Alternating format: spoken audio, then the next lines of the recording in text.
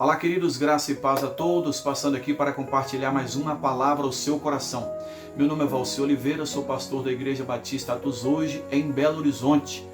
Hoje a palavra que eu gostaria de compartilhar é sobre José, que todos chamam de José do Egito. A história de José está narrada em Gênesis 37 ao 50, com exceção do capítulo 38.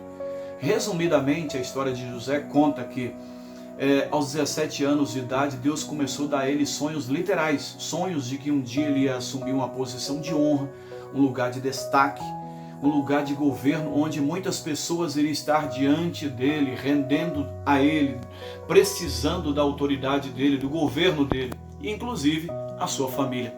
Devido a ele contar esses sonhos, inclusive para a sua família, os seus irmãos passou a invejá-lo, e tempos depois decidiu matar José. Jogaram ele em um poço, mas um dos irmãos tiveram a ideia: vamos fazer dinheiro com José, não vamos matá-lo. Decidiu vender ele para uma caravana de ismaelitas que estavam a caminho do Egito. Venderam José para esses ismaelitas, que no Egito vendeu para um oficial de Faraó chamado Potifar. No Egito, José começou a trabalhar como escravo para Potifar. E devido Potifar perceber que tudo que ele colocava a mão dava certo, prosperava, ia para frente, colocou José como administrador de toda a sua casa, né? E tudo ia bem, tudo ia fluindo e prosperando, até que depois de certo tempo a mulher de Potifar começou a interessar em José e começou a assediá-lo, né, sexualmente. Só que José sempre fugia por ser temente a Deus. Só que o tempo passou, ela insistiu. Certo dia ela tentou agarrá-lo para ficar com ele. Ele tentou fugir dela e ela, por ter agarrado ele, ficou com parte das roupas dele na mão. Ele fugiu, ela gritou por socorro. Quando todos chegaram, ela mentiu, disse que estava sendo agarrada por José, que é ele que estava tentando assediar ela, tentando deitar-se com ela, o que era o contrário. Diante dessa mentira, José foi preso. Na prisão, José começa a administrar a prisão depois de ganhar a confiança do chefe daquele cárcere, né? Assim como na casa de Potifar, ele começou por baixo, mas devido eles perceberem que tudo que ele colocava a mão prosperava, o chefe do cárcere ali colocou tudo sobre a responsabilidade de José. Ali também ele se tornou mordomo da prisão. Assim como na casa de Potifar, ele tornou mordomo de toda a casa de Potifar. O tempo passa. Na prisão tinha dois homens que tinham pecado contra o faraó, errado contra o faraó, e o faraó jogou eles à prisão, o copeiro-chefe e o padeiro-chefe. Eles tiveram certa noite um sonho que contou para José. José interpretou os sonhos deles. Ao copeiro-chefe, José deu a interpretação de que ele seria restituído ao cargo e passaria a servir o faraó. Ao padeiro-chefe, José interpretou e disse que, infelizmente, ele iria morrer. Aconteceu exatamente como José interpretou. Só que José, antes de o copeiro-chefe sair da presença dele, ele disse: lembra-te diante de Faraó de mim, fala de mim para o Faraó.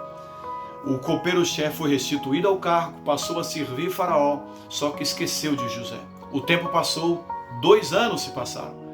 Agora quem tem um sonho é Faraó.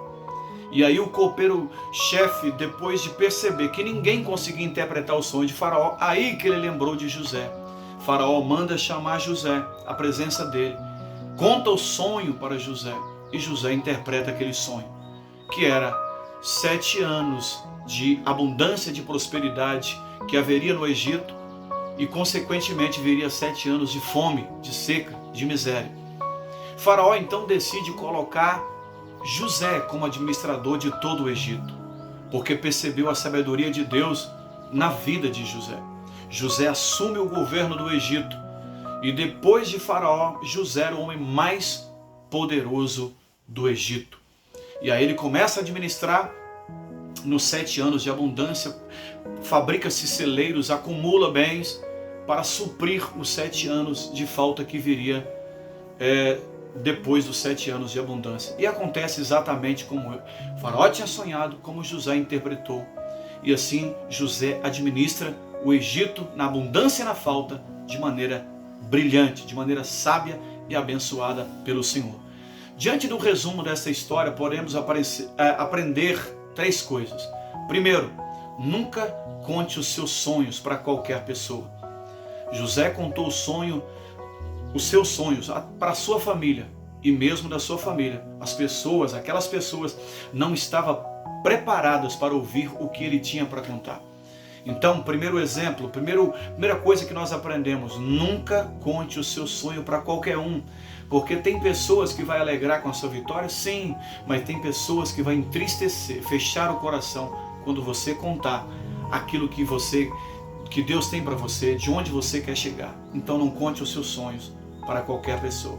Segundo exemplo que nós aprendemos, segundo ensino que nós aprendemos nesta história de José: nunca evite os processos. Perceba todo o processo que ele passou. Ele teve os sonhos de Deus com 17 anos de idade. Ele assumiu o governo do Egito com 30 anos de idade. 13 anos de processo. Vendido pelos irmãos como escravo. Trabalhou na casa de Potifar como escravo. Foi acusado injustamente de algo que ele não cometeu. Foi preso, esquecido na prisão, até chegar o dia de assumir o governo do Egito, como Deus tinha prometido nos sonhos, de uma posição, de um lugar de destaque que ele iria ocupar um dia. Então, segundo o aprendizado, nunca evite os processos. Os processos são necessários, servem para nos forjar, para nos ensinar, para nos capacitar, para nos habilitar. E por que o processo é necessário? Porque tem pessoas que até assumem lugares de destaque e de honra na vida, mas como não passou pelo processo, acaba não permanecendo naquele lugar. O processo é necessário também para nos fazer permanecer naquele lugar, que quando nós chegarmos lá, nunca mais sairmos, a não ser que Deus queira. Então, exemplo, quantas pessoas que herdam fortunas dos seus pais, mas como o filho não está capacitado, habilitado, não passou pelo processo, geralmente os bens vai se dissolvendo aos poucos até perder toda aquela fortuna. Então todo o processo é necessário para você viver coisas grandes que Deus tem para a sua vida. Então todo o processo é necessário. Por último aprendizado que temos, a terceira coisa que nós aprendemos dessa história de José: como José era um rapaz fiel a Deus, amava o Senhor e obedecia a Deus. Tudo o que acontecia com ele, por mais que para ele era ruim, só empurrava ele para mais perto daquilo que Deus tinha para ele. Então, terceira coisa que nós aprendemos: quando nós somos fiéis ao Senhor, obedecemos o Senhor, todas as coisas vai sempre cooperar para o nosso bem, como diz Romanos 8:28. Todas as coisas cooperam para o bem daqueles que amam a Deus e daqueles que andam segundo o seu propósito. Ou seja, tudo que acontecia de ruim, aparentemente, só empurrava José para mais próximo do propósito, dos sonhos, dos objetivos que Deus tinha para a vida dele. Então guarde isso em seu coração. Primeiro, nunca conte os seus sonhos para qualquer um. Segundo, nunca evite os processos na sua vida, porque eles são os necessários. Terceiro, se você for fiel ao Senhor, obedecer a Ele, andar na presença dEle, tudo que vai acontecer com você, ainda que seja coisas ruins, vai sempre jogar você, empurrar você para mais perto daquilo que Deus tem para a sua vida. Deus te abençoe, que essa palavra fique guardada no seu coração e que Deus cumpra tudo o que Ele tem para a sua vida, em nome de Jesus.